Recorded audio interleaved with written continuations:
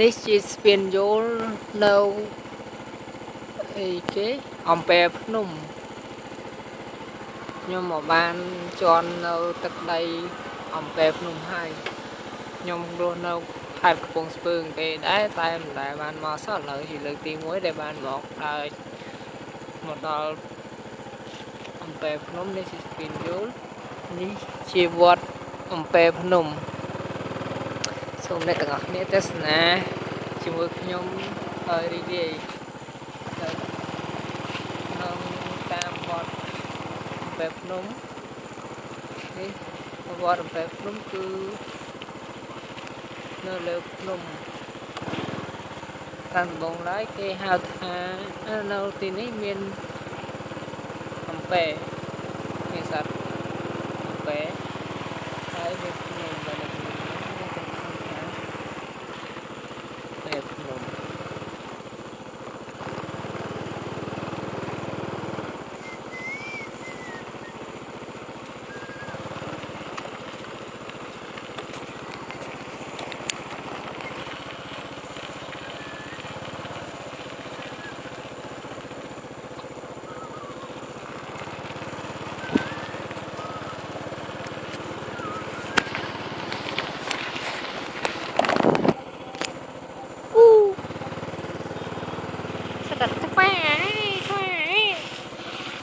Baby, hello baby.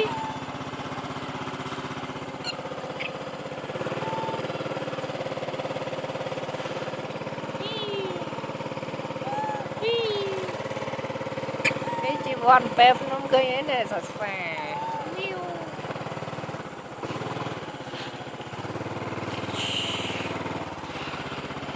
Ở bên này nhắm. Sorry.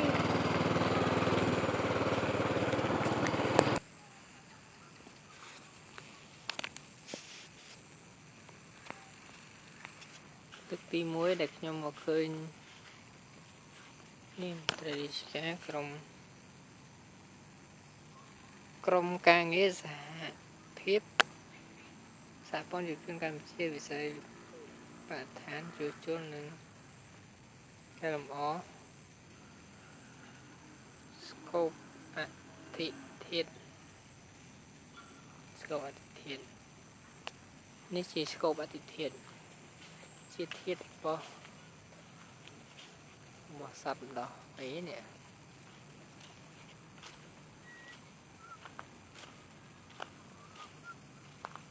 ជាធាតុរបស់សត្វនេះ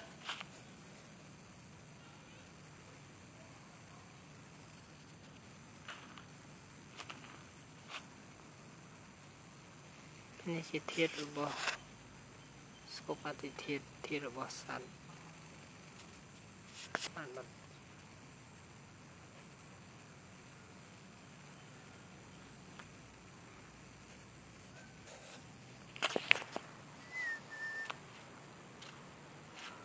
ទេសភាពស្រស់ស្អាតនៅក្នុងទឹកដីអំពែភ្នំ